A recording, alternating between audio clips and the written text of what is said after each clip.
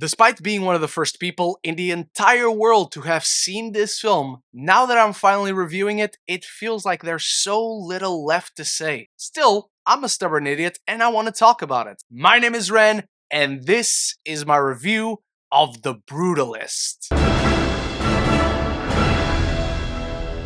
Welcome back, film family. Thank you for joining me. And your eyes do not deceive you. I am finally delivering on the final few Venice Film Festival reviews I have to catch up on. And today, we're discussing the film that I instantly knew everyone would be talking about by the end of 2024. I just didn't know that that would include myself. We follow visionary architect László Toth, who arrives in America after escaping post-war Europe to rebuild his life, his work, and his marriage to his wife Erzsébet after being forced apart during wartime by shifting borders and regimes. On his own, in a strange new country, László settles in Philadelphia, where he meets prominent and wealthy industrialist Harrison Lee Van Buren, who recognizes his talent for building. But power and legacy come at a heavy cost. And one of the many reasons it took me so long to discuss The Brutalist with you is because I've seen the movie 3 months ago, and since then now, so many people have discussed it, so I have to rework all of my own notes. But the main reason is that this is not a movie that I usually discuss on this channel. I've attended festivals for 7 years now, so I'm not even discussing festival prestige films.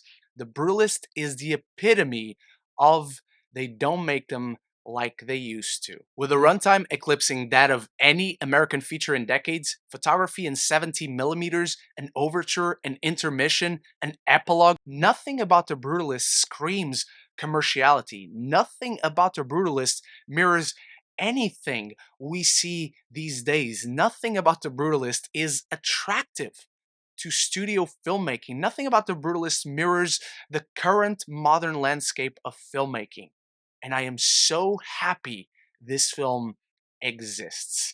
And it's generally hard to put into words what The Brutalist is. It is so immense, so grandiose. Immediately from the first shot, you are staggered at the scale and ambition of this film, and you cannot help but admire and respect it. A mature, over 3 hours adult drama where it's just people talking. Yes, we have glorious achievements such as Dune and Oppenheimer recently. The Brutalist doesn't feel like a film made today. It feels specifically like a film that was made in the 60s, the 70s, the 80s at the latest. And that's what makes it so special. But much like László and his monument, every dollar that Corbet's behemoth sacrifices elevates the art of storytelling. This is a director and this is a movie that is not concerned whatsoever about its financial box office ambitions. This is a film that is exclusively concerned about offering a unique experience to its audience, the conversations that we will have about this film after everyone sees it. And I can attest that for 3 months, every conversation that I have about films and about film festivals, somehow we always end up talking about The Brutalist. That is the proof that we are witnessing the birth of a towering American epic. But do not let the staggering scale of this sweeping immigrant story fool you. The Brutalist is one of the more intimate films I've seen all year. It wisely uses its vast runtime to explore complex themes of power, influence, servitude, legacy, the pursuit of the American dream, and explores all these through different perspectives, through all these characters and the relationship dynamics. And because you spend so much time immersed in this world, in this narrative, you spend so many years alongside these characters, you're able to go on full journeys with each of them. Even when certain characters only show up on the second half of the film, that's basically an entire film within itself. So there's no time wasted, there's no character left underdeveloped, and every relationship by the end of this film feels meaningful. And you're able to follow all these characters in different stages in their lives. You're able to feel all the victories. You're able to feel all the defeats. You see every little nuance to their personalities. You see every aspect of their life. And because of the complexity of these characters, the vastness of this world, I was utterly mesmerized for 3.5 hours where every emotional beat just landed. I was compelled. I was emotionally affected. When these characters were brought down, I felt their pain. When there was a moment of triumph, I felt it. It was earned all through the film. And that is in no small part due to the stellar ensemble cast Corbet as assembled here, especially Adrian Brody as László Toth. This is the most fully realized performance he has delivered since The Pianist. It is really a full bodied performance. This character feels real and earnest, and there's such a vulnerability and pain you explore through this character and through all his addictions, through all his faults, through all his ambitions. Felicity Jones is the only one that comes close to matching him. She is phenomenal in this film, and there are so many moments where she has to be so quiet, where she doesn't even necessarily have lines of dialogue, and there's so much that can be read in her eyes and Adrian Brody's when these two are just staring at each other. She flawlessly emits strength and raw emotion. Guy Pearce is also excellent. He is the guy that brings a little bit of levity into proceedings. This is a performance that I adore just because I adore Guy Pearce. There's also a lot of heaviness in this film, as you can imagine. This is not a comedy. This is a heavy, sentimental drama where there's a lot that happens to these characters.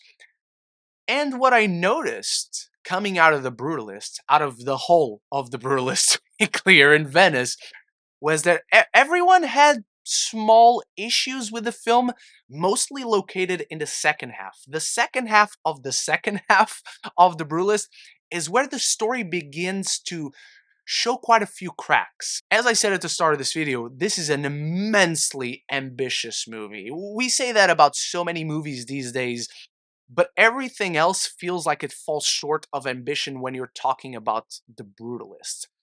And The Brutalist doesn't quite know how to resolve all its threads, how to converge them in satisfying ways. The film takes these turns, they're like, okay, we're going there, cool. Interesting directions to go in just because you didn't expect it, but they don't betray what the film had been doing and been building up until then.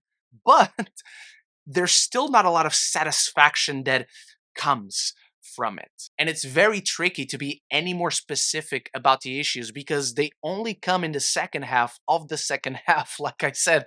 So even then, there are story threads that are only introduced in the second half, and I would personally consider those spoilers, so I don't want to ruin the experience of watching The Brutalist for you, especially coming from a place where when I saw The Brutalist, no one knew anything about The Brutalist. So there's so much to discuss with this film. There's so much that this film explores. It can almost feel overwhelming in its visuals, in its storytelling, in its ambitions. And while one of the best scores of the year tries to balance that overwhelming power, the cinematography captures glorious imagery that echoes that of classic Hollywood filmmaking, the 50s, the 60s, the 70s. It makes a film that feels all too timely feel timeless. And that is the power of movies. Am I going to tell you this is the movie I was most emotionally connected to? No, not really. But is it a movie that I can deny its power, its influence, its utter ambition? I am simply in awe that a film like The Brutalist exists. I am simply in awe that a film like The Brutalist was made in 2024.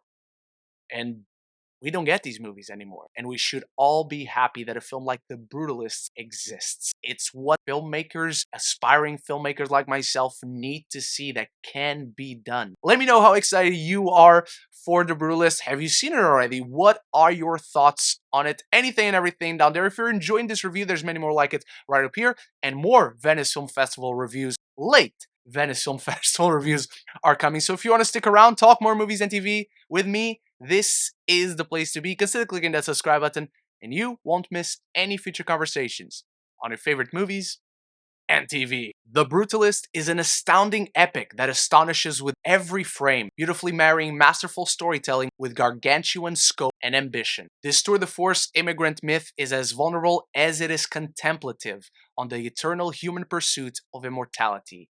Truly a triumphant achievement. I'm giving The Brutalist an A-. Thank you so much for watching, Film Family. Two things to remember. First, start the conversation about The Brutalist in the comments below. Number two, more Venice film reviews are finally coming out, namely Maria and The Order, as well as my review for Nosferatu in the next few days. Thank you so much once more. Remember to start the conversation down there, and I'll be back for those videos. So until then, love each other and love the movies.